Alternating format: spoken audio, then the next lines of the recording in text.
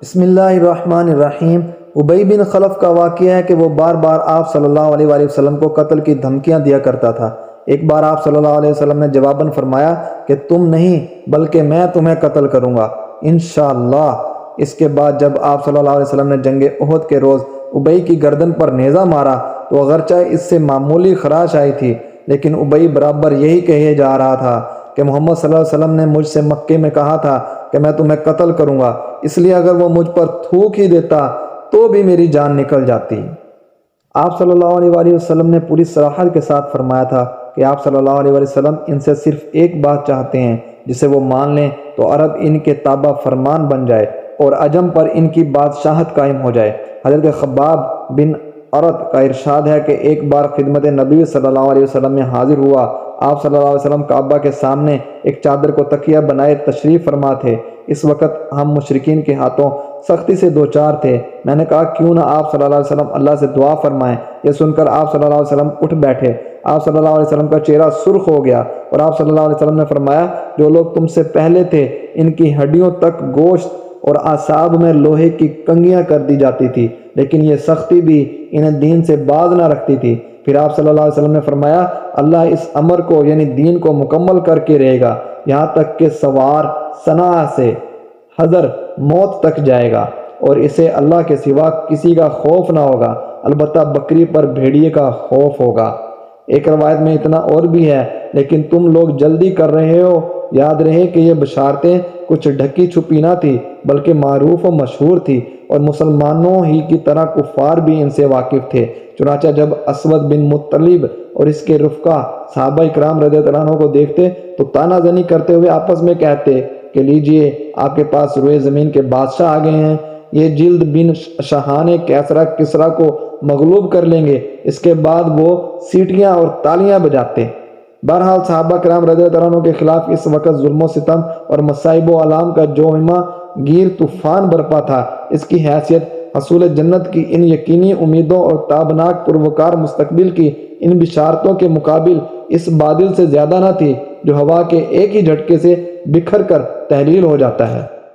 نبی اکرم صلی اللہ علیہ وسلم نے طائف میں دین اسلام کی دعوت دینے کے بعد ایک بار پھر آپ صلی اللہ علیہ وسلم نے عزم مصمم فرما لیا کہ اب مکہ پلٹنا ہے اور نئے سرے سے دعوت اسلام اور تبلیغ رسالت کے کام میں چستی اور گرم جوشی کے ساتھ لگ جانا ہے۔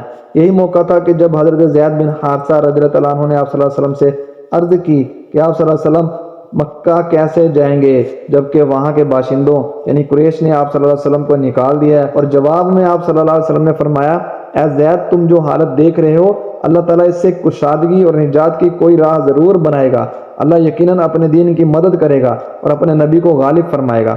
آخر رسول اللہ صلی اللہ علیہ وسلم نے وہاں سے روانہ ہوئے اور مکہ کے قریب پہنچ کر کوہ ہیرا کے دامن میں ٹھہر گئے۔ پھر خزاع کے ایک آدمی کے ذریعے اخنس بن شریق کو یہ پیغام بھیجا کہ وہ آپ صلی اللہ علیہ وسلم کو پناہ دے دے، مگر اخنس نے یہ کہہ کر معذرت کر لی کہ میں حلیف ہوں اور حلیف پناہ دینے کا اختیار نہیں رکھتا۔ اس کے بعد آپ صلی اللہ علیہ وسلم نے سہیل بن عمرو کے پاس یہی پیغام بھیجا، مگر اس نے بھی یہ کہہ کر معذرت کر لی کہ بنی عامر کی دی ہوئی پناہ بنو کعب پر لاگو نہیں ہوتی۔ اس کے بعد آپ صلی اللہ علیہ وسلم نے مطعم بن عدی کے پاس پیغام بھیجا۔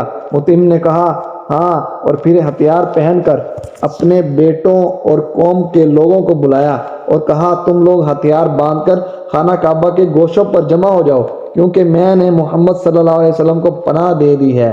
اس کے بعد مطعم نے رسول اللہ صلی اللہ علیہ وسلم کے پاس پیغام بھیجا کہ مکے کے اندر آ جائیں۔ آپ صلی اللہ علیہ وسلم پیغام پانے کے بعد حضرت زید بن حارثہ رضی اللہ عنہ کے ہمراہ لے کر مکہ تشریف لائے اور مسجد حرام میں داخل ہو گئے۔ اس کے بعد مطعم بن عدی نے اپنی سواری پر کھڑے ہو کر اعلان کیا کہ قریش کے لوگوں میں نے محمد صلی اللہ علیہ وسلم کو پناہ دے دی ہے، اب اسے کوئی نہ چھیڑے۔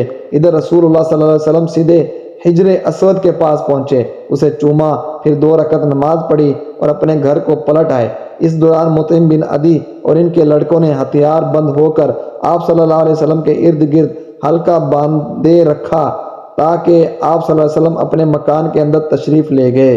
کہا جاتا ہے کہ اس موقع پر ابو جہل نے مطعم سے پوچھا تھا کہ تم نے پناہ دی ہے یا پیروکار مسلمان بن گئے ہو، اور مطعم نے جواب دیا تھا کہ پناہ دی ہے۔ اس جواب کو سن کر ابو جہل نے کہا تھا کہ جسے تم نے پناہ دی اسے ہم نے بھی پناہ دی۔ رسول اللہ صلی اللہ علیہ وسلم نے مطعم بن عدی کے اس حسن سلوک کو کبھی فراموش نہ فرمایا۔ چنانچہ بدر میں جب کفار مکہ کی ایک بڑی تعداد قید ہو کر آئی اور بعض قیدیوں کی رہائی کے لیے حضرت جبیر بن مطعم آپ صلی اللہ علیہ وسلم کی خدمت میں حاضر ہوئے تو آپ صلی اللہ علیہ وسلم نے فرمایا، ترجمہ: اگر مطعم بن عدی زندہ ہوتا پھر مجھ سے ان بدبودار لوگوں کے بارے میں گفتگو کرتا تو میں اس کی خاطر ان سب کو چھوڑ دیتا۔ اور اس کے ساتھ ہی ہم اپنی ویڈیو کے اختتام پر آپ سے التماس کرتے ہیں کہ ہمارے چینل کو سبسکرائب کر دیں اور بیل آئیکن کو پریس کر دیں تاکہ میری اگلی آنے والی ویڈیو کا بھی نوٹیفیکیشن آپ تک پہنچ جائے، اور میرے چینل کو زیادہ سے زیادہ ثواب کی نیت سے شیئر کیجیے۔ شکریہ۔ اللہ حافظ۔